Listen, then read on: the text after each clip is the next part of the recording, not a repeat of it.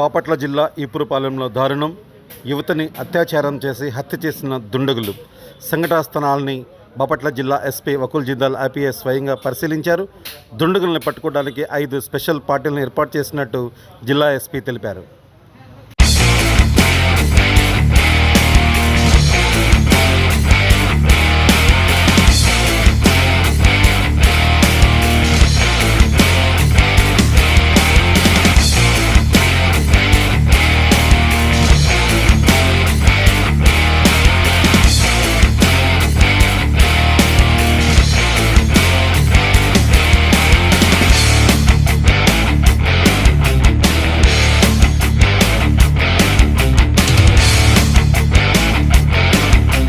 నమస్కారం.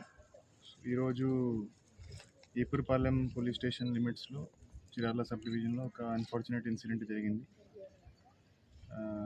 సీతారాంపురం ఏరియాలో ఈపురపాలెం గ్రామంలో ఒక 21 years old అమ్మాయి మార్నింగ్ అరౌండ్ 5:30, 5:45కి ఇంటి నుండి బయటికి బహిర్భూమికి రావడం జరిగింది. సో చాలాసేపు రిటర్న్ రాకపోతే ఇంట్లో వాళ్ళకి కొంత అనుమానం వచ్చింది.